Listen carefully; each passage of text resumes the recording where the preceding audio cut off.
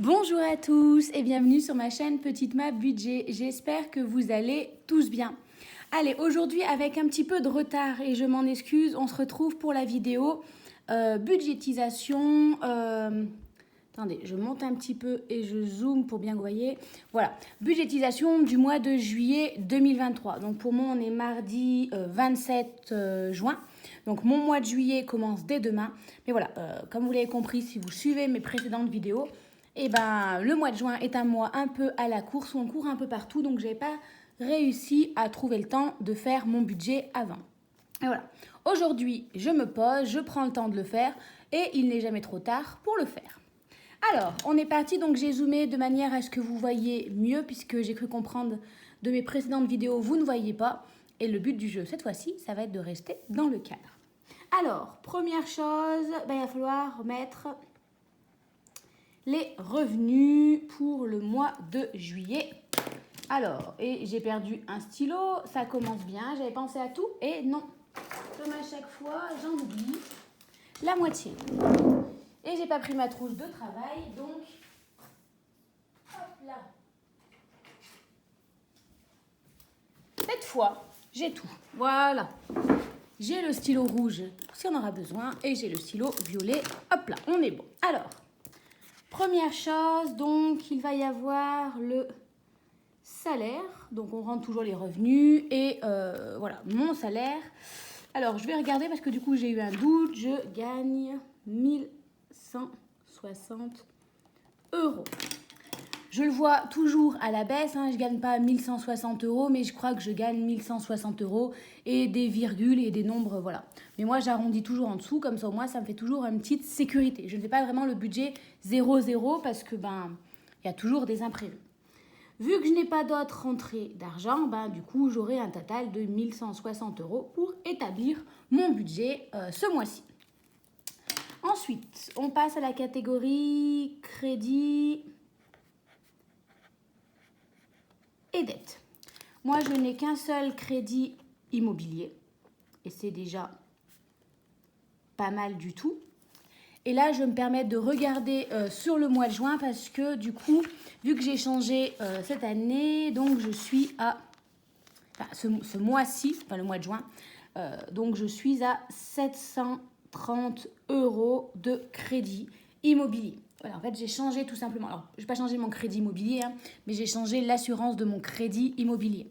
Donc, en comptant le crédit immobilier, le crédit pour le taux après zéro et l'assurance, je suis sur un total de 730 euros. Je gagne quand même 20 euros par mois. Et si on fait 20 euros pour un an x 12, ça fait 140 euros. Et vu que j'ai un crédit sur, je crois, encore 23 ans, je gagne quand même, économise 5520 euros. Sur le long terme, c'est tout à fait rentable. Une fois que ça c'est fait, et vu que je n'ai pas mon stylo noir, puisque j'ai encore oublié quelque chose, on va prendre celui-ci. Moi, je commence déjà par calculer ce qui va me rester à ce niveau-là. Donc, je prends donc mon salaire, 1160 euros, moins les 730 euros. Il me reste, on va le mettre en vert, puisque c'est 1430 euros pour tout le reste. Voilà. Alors, à partir de là, on va commencer par tout ce qui est les dépenses automatiques qui sortent automatiquement tous les mois. Voilà, d'où le nom. Alors, on va avoir NJ. Alors, vous savez, les mois précédents où je vous remontre, moi je fais des petits trafics. En fait, quand j'ai emménagé dans ma maison, je payais 115 euros d'électricité. Une première partie de l'année s'est écoulée et en décembre de 2022, il y a eu un ajustement pour cette année 2023. Je suis passée à 65 euros de mensualité. De manière à ne pas venir, je me suis dit 65 euros, c'est peut-être un peu baissé. Moi, ce que j'ai fait, en fait, j'ai gardé ma mensualité de 115 euros et j'ai tout simplement déduit en me disant, je vous montre, c'est plus simple. 65 euros, c'est ce qui part automatiquement. Les 20 euros, je les mettrai de côté dans taxes et impôts de manière à si jamais j'ai une régularisation, Voilà, c'est à peu près d'une vingtaine d'euros. Et les 30 euros, je les mettrai aussi, mais j'aime bien l'avoir en liquide. Là, il y a une nouvelle application par rapport à Engie et effectivement, j'ai réussi à passer ma mensualité à 80 euros. Vous voyez, je m'en doutais que ce qui était prévu n'était pas bon. Donc voilà, ma mensualité augmente de 15 euros.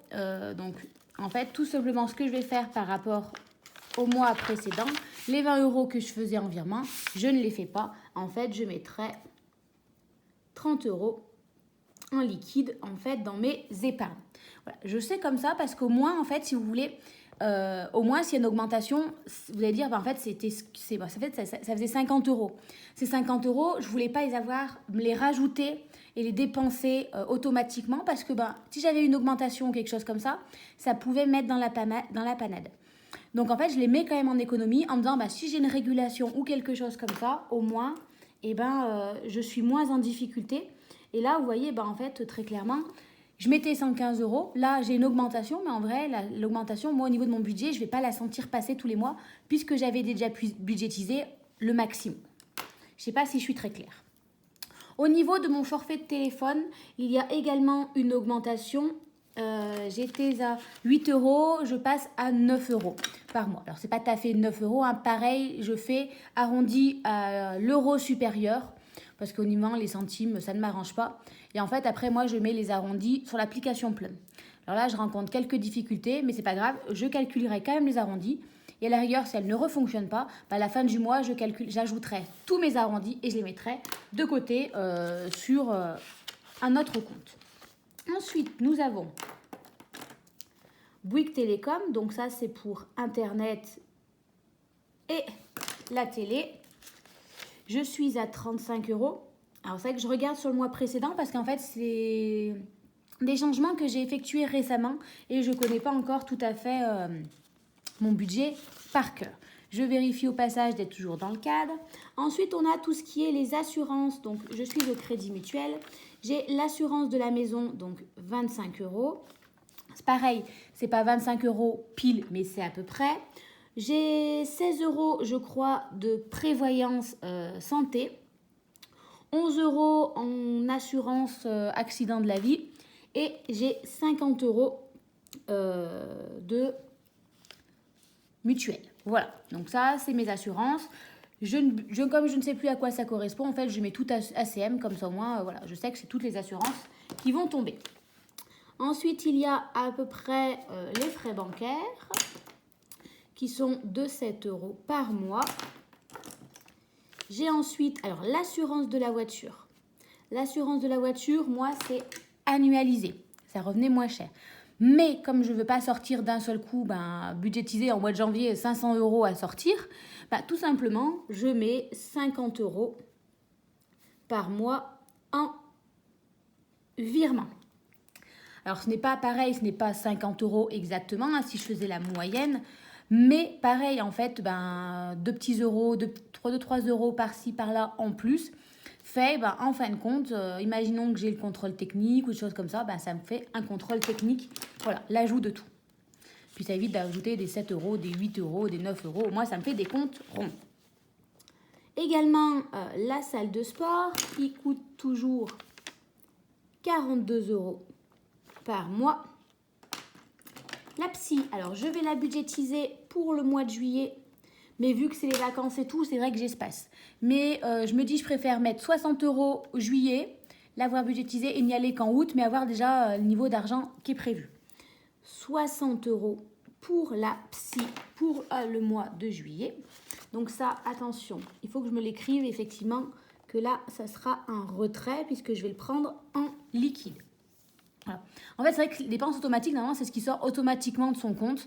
Voilà. Moi, il y a des choses qui vont être en vrai en liquide, mais je préfère m'organiser comme ceci. C'est comme ça que je m'y retrouve le plus. Ensuite, les abonnements. Donc, avant, mon budget, c'est moi qui avais l'abonnement Canal+, Disney+, des choses comme ça. J'avais une offre. Je suis arrivée au bout. Donc, cette fois-ci, ce sont mes parents qui ont eu l'offre. Donc, je dois leur donner 10 euros. Là aussi, c'est en retrait puisque après accord avec ma famille, mes parents, ça ne les arrangeait pas spécialement que je leur fasse un virement tous les mois de 10 euros, mais que je leur donne 10 euros en billets, enfin en réel. Après, je ne remonte pas tous les mois. On s'est mis d'accord. En fait, j'ai une petite enveloppe. Je mets les 10 euros. Et bah là, vous voyez, ils montent ce week-end. Je vais leur donner les 10 euros du mois de juillet et les 10 euros du mois de juin parce que je ne les avais pas encore vus. Voilà, on s'organise comme ça. Donc, je donnerai 20 euros en même temps. C'est un accord qu'on a passé. C'est ce qui leur convient. Moi, ça me va. Moi, je le utilise tous les mois. Je le mets dans mon enveloppe. Et quand je les vois, hop, je leur donne. Si j'oublie un week-end, c'est pas grave. Je sais que l'enveloppe, elle est prévue. Au moins, voilà. Ensuite, nous avons, alors je l'écris en vert parce qu'en fait ce sont les assurances vie et c'est un peu des épargnes, mais ça sort automatiquement. Donc il y a 30 euros et 30 euros. Oui, j'en ai souscrit à une deuxième. J'en ai une qui est ouverte depuis très longtemps. Je dois depuis peut-être mes 15-16 ans quand j'ai commencé à travailler. Et là, quand j'ai changé l'assurance de ma voiture, ils m'ont vanté les mérites d'une assurance vie, des choses comme ça. Et je vous ai dit, moi je suis un très bon pilon. Donc j'ai souscrit à nouveau une assurance vie. Et on va également prévoir les ongles pour le mois de juillet. Ceux qui ont suivi savent qu'au mois de juin, j'ai fait une grosse bêtise. Je n'ai pas pris l'argent que j'avais prévu en liquide. Sauf qu'au mois de juillet, j'ai regardé. En fait, j'y vais toutes les 3 semaines et ça va tomber du coup 2 fois au mois de juillet. Donc du coup, en fait, c'est pas bien grave. L'argent du mois de juin va faire pour la première fois au mois de juillet et ces 40 euros vont tomber pour la deuxième fois et comme ça au moins j'aurais pas eu l'impression d'avoir 2 fois au mois de juillet. Voilà. On va donc calculer le total de toutes mes dépenses qui vont sortir. J'ai l'impression d'avoir oublié quelque chose en me disant attends, il fallait que tu penses à un truc. J'ai bien pensé à l'augmentation de CIMA et Kilo Cash, non, je m'y remets pas. Est-ce qu'il n'y a pas quelque chose d'autre au mois de... Eh bien, je ne me souviens pas, donc on va dire que non.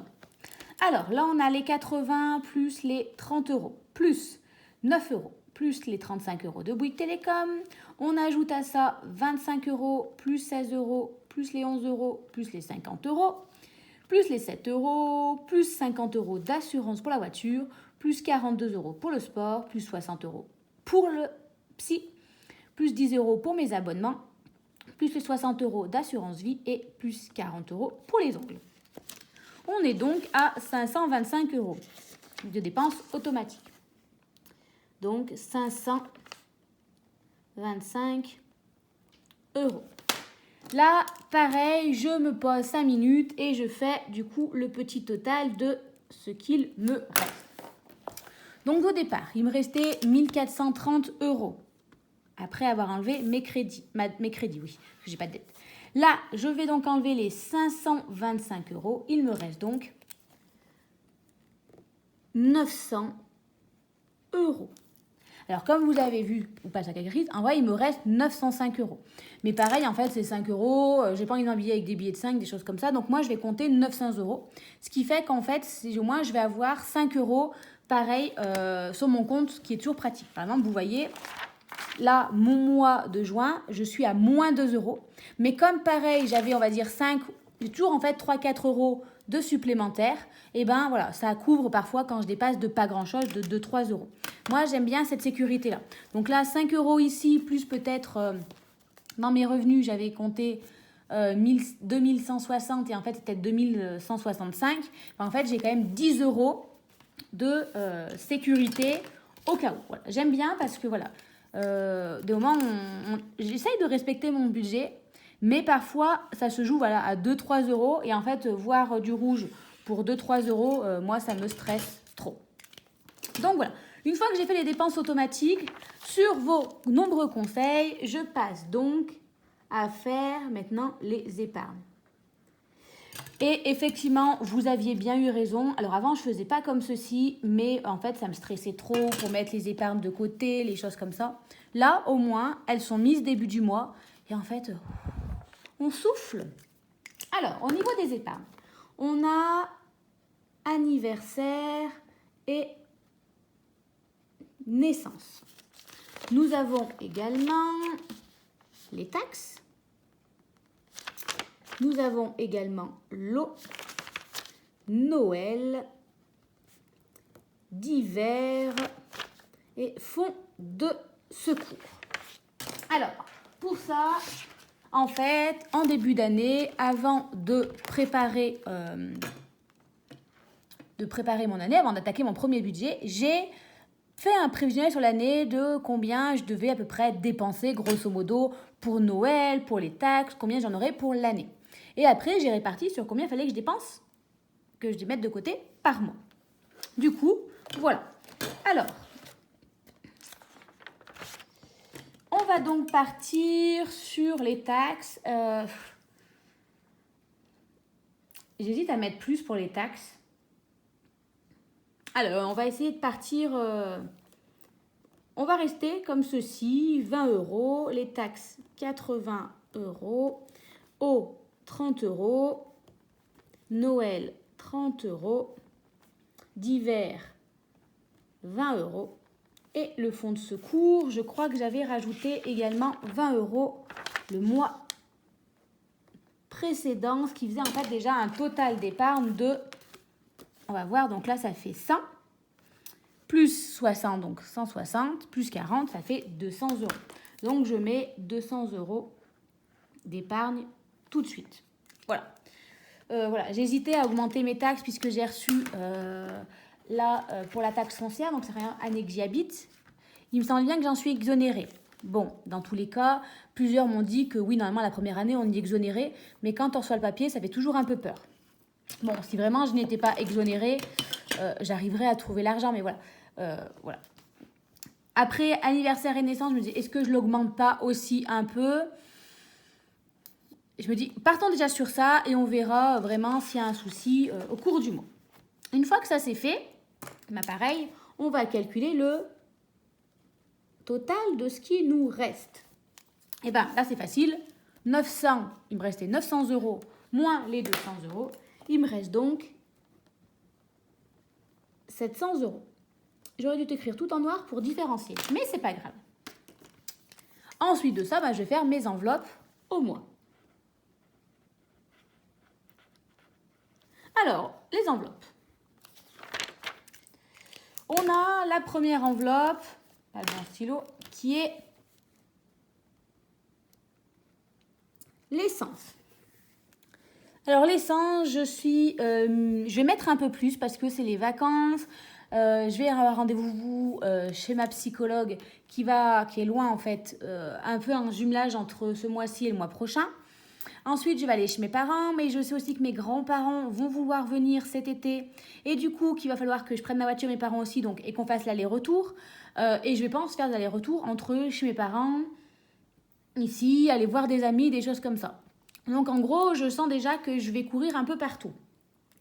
Donc, je me disais que pour l'essence, j'allais mettre 250 € et je vais le mettre en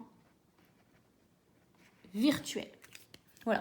Je préfère prévoir un peu plus et s'il y en a trop, en fait, ce qui est en trop, pareil, ça va dans la catégorie voiture. Comme ça, au moins, on est pareil. Donc, 700 moins les 250, il nous reste déjà plus que 450 €. Ensuite, il y a la partie alimentation. Alimentation, je prévois grosso modo 60 € par semaine, ce qui fait un total de 60 x 4, 240 €. Donc là, j'enlève les 240 €. J'aurais dû faire 250, ça aurait été peut-être mieux joli. Non, c'est pas grave. Oui, j'ai des petits tocs. Divers. Allez, on va mettre 250, tant pis. Parce qu'en fait, divers, normalement, c'est 10 € par semaine. Et j'aime bien compter une 5e semaine si parfois je me fais avoir. Donc là, je vais enlever les 10 € que je n'ai pas enlevés, moins les 50 €. Il me reste donc 150 €. J'ai oublié de mettre ma santé. Pareil, l'argent santé, je prévois toujours une petite enveloppe santé, parce que si on a besoin d'aller à la pharmacie, chez le médecin ou des choses comme ça, le temps d'être remboursé, au moins je ne mets pas mon compte en difficulté.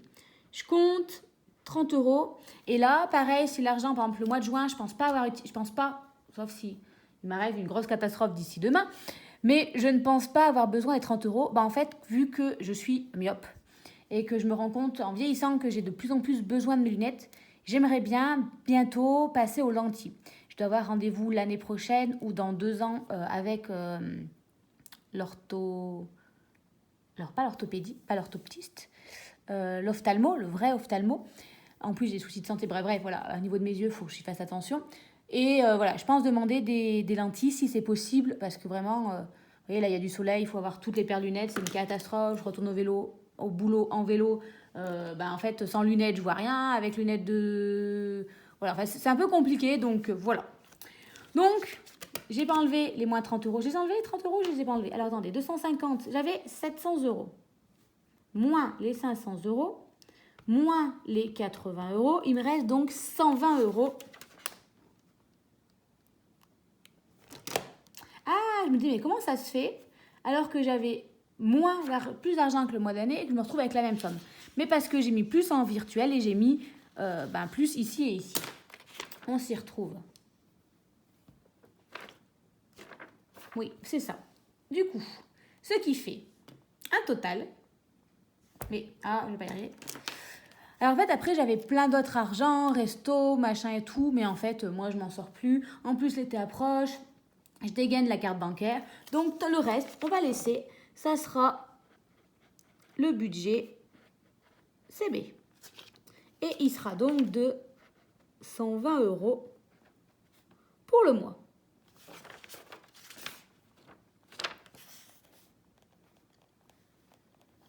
Hop là.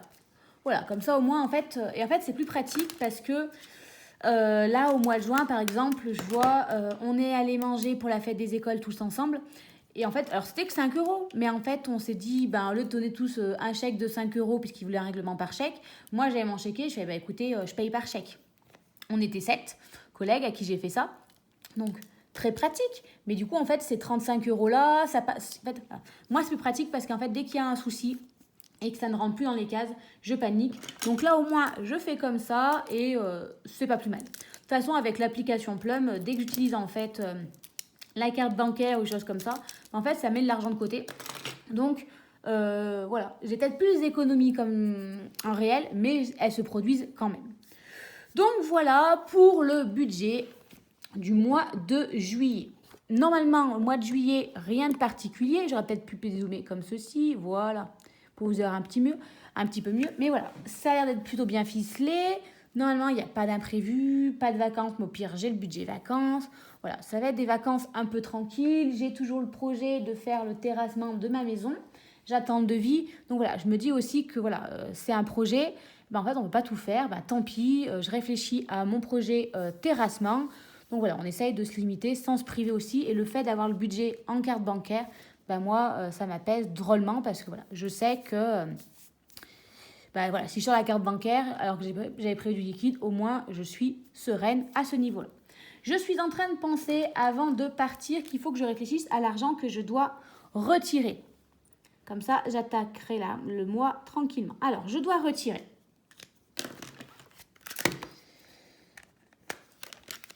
les 30 euros de liquide ici, plus les 60 euros pour la psychologue, plus les 10 euros pour mes abonnements, plus les 40 euros pour les ongles.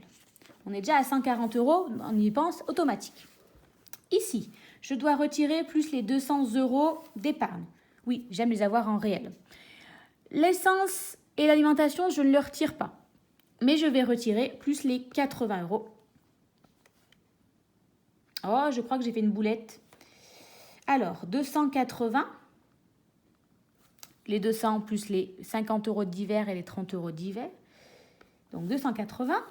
Plus on a dit les ongles, plus l'abonnement aux différents télé, plus les 60 euros pour la psy et les 30 euros qui me restent que je mets en épargne pour NJ. Ça fait donc que je dois retirer 420 euros. Donc voilà.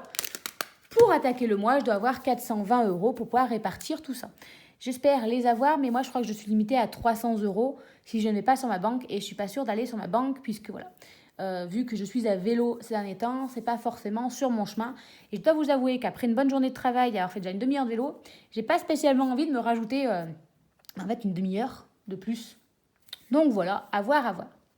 Donc voilà, prête pour le mois de juillet, j'espère que vous aussi et qu'en tout cas votre mois de juin se passe bien. Et je vous dis à très vite pour faire le bilan du mois de juin, tout simplement. Allez, bye bye!